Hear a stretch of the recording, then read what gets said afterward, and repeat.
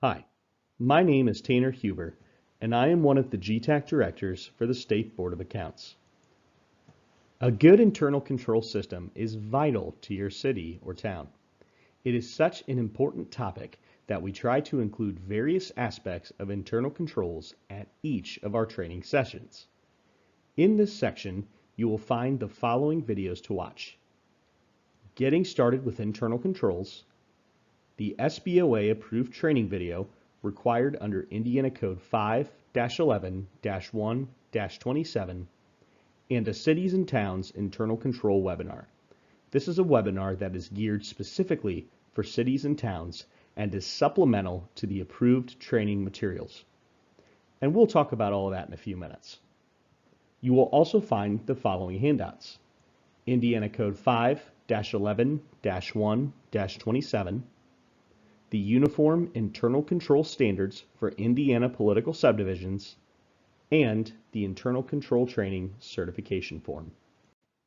Based on the authority of Indiana Code 5-11-1-27, the State Board of Accounts defined the acceptable minimum level of internal control standards for internal control systems of political subdivisions. This publication provides a very broad framework from which specific procedures can be derived. The 5 components of internal control are discussed. These are control environment, risk assessment, control activities, communication and information, and monitoring. Each of these components must be present and functioning to have a good internal control system. We are not going to discuss these in detail here, but you can learn more about the 5 components by watching the SBOA approved training video and the Cities and Towns Internal Controls webinar. In the second half of this publication, you will find case studies and examples, as well as slides for the SBOA approved training video. This publication is linked to the newly elected official training page for your convenience. Now, let's talk about the training that is required by the statute.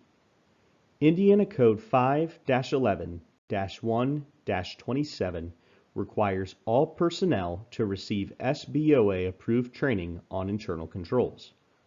The word personnel is a defined term which means an officer or employee of a political subdivision whose official duties include receiving, processing, depositing, disbursing, or otherwise having access to funds that belong to the federal government, state government, a political subdivision, or another governmental entity.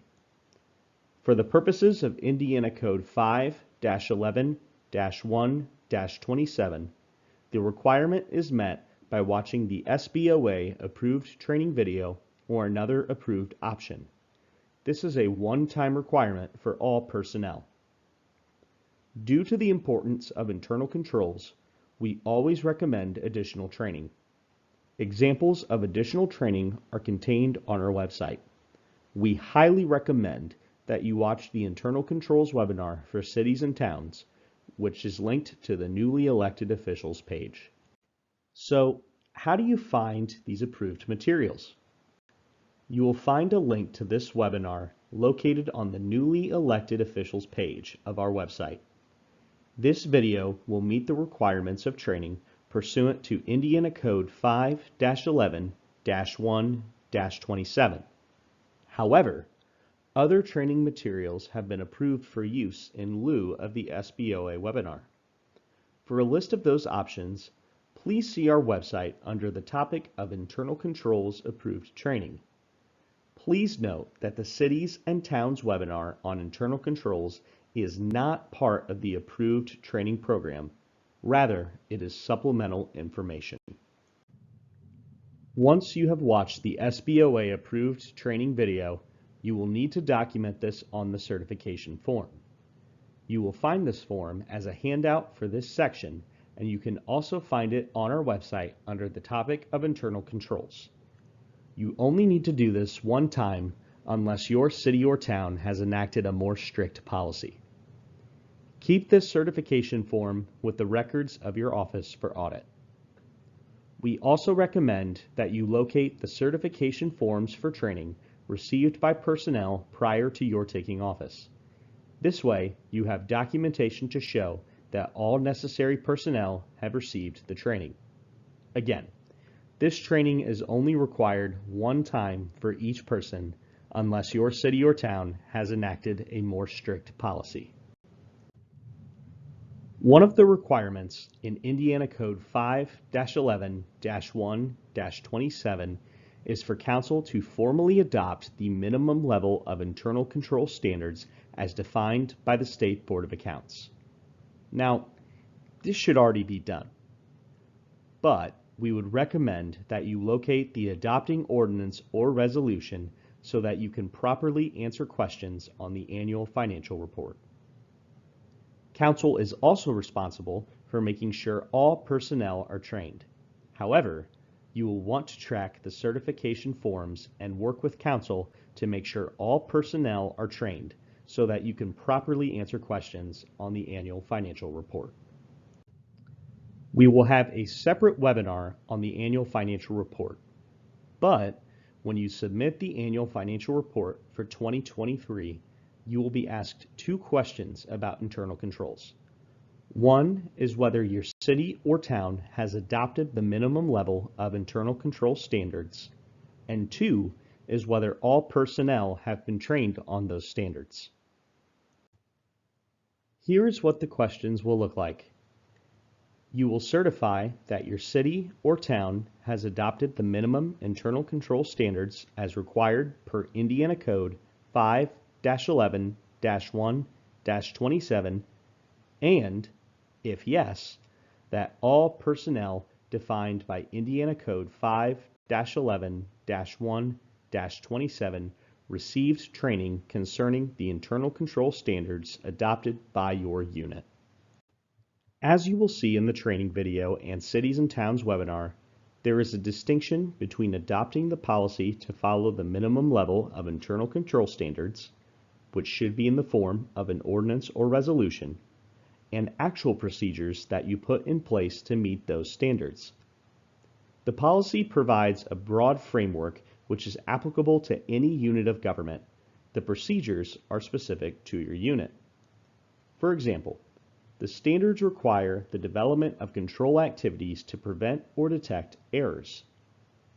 You might apply this statement to your city or town's payroll process and decide to periodically assign someone the task of comparing the wages paid to the salary ordinance to prevent or detect any overpayments. Hopefully, your city or town has written internal control procedures for you to start with. Keep in mind that development of internal control procedures is an ongoing process, and those procedures can be changed. Another piece of advice for you all. It is recommended that you look at the last audit report for your city or town to see if there were any findings. You can access those reports on our website and find a listing of the comments in the table of contents for the report. We recommend that you follow up on all of the findings listed, if there were any.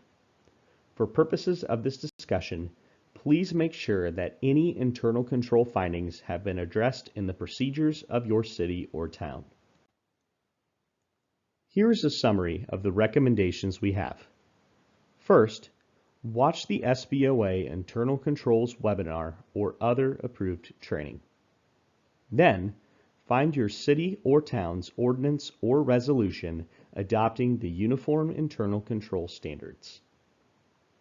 After that, review the training certification forms to see if all employees have been trained and provide training if necessary. Maintain these forms locally. Then, watch the Cities and Towns webinar on internal controls. After that, review the specific procedures for your city or town. And finally, review the prior audit report for internal control findings. As we wrap up our discussion, here is the contact information for our Cities and Towns directors, Mitch Wilson and Beth Goss. They can be reached by email at cities.towns@sboa.in.gov or by phone at 317-232-2782. 2513. Thanks for watching, and we look forward to hearing from you.